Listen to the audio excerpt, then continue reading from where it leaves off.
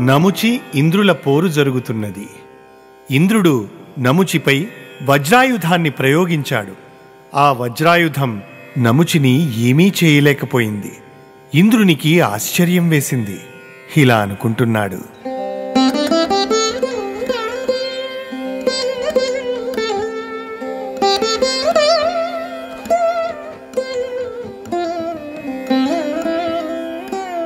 కొండల రెక్కలు ఖండించి వైచుచో వజ్రమెన్నడు ఇంత వాడిసెడదు.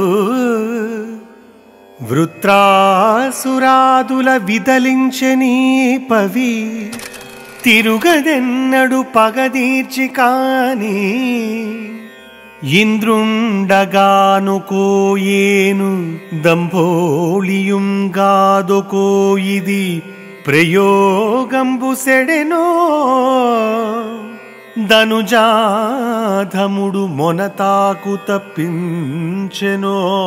భిదురంబు నేడేల బెండుపడి ఎననుచు వజ్రివగవ. ఆర్ద్ర శుష్కంబుల చావకుండ తపము సలిపెనీతడు.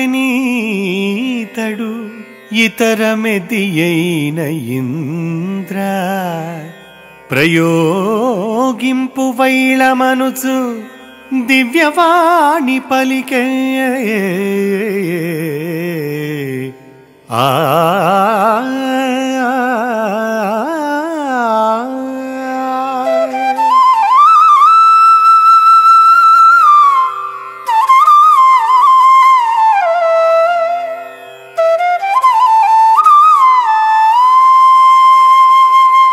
ఇంద్రునికి పరమాశ్చర్యం కలిగింది.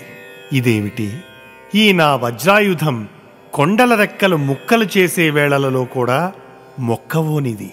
వృత్రాసురుడు మొదలైన మహారాక్షసులను చంపిగాని వెనుతిరగనిది.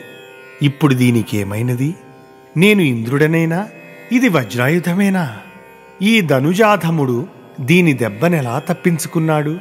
ఈనాడు ఈ ఎదురులేని నా భిదురం ఎందుకు బెండైపోయింది అంటూ వజ్రి చింతిస్తూ నిలిచిపోగా, దివ్యవాణి వీడు తడిలేనిది తడి ఉన్నది అయిన వానితో చావని వరం పొందినట్టివాడు, అట్టి ఆయుధాన్ని గురించి ఆలోచించు అని వినవచ్చింది.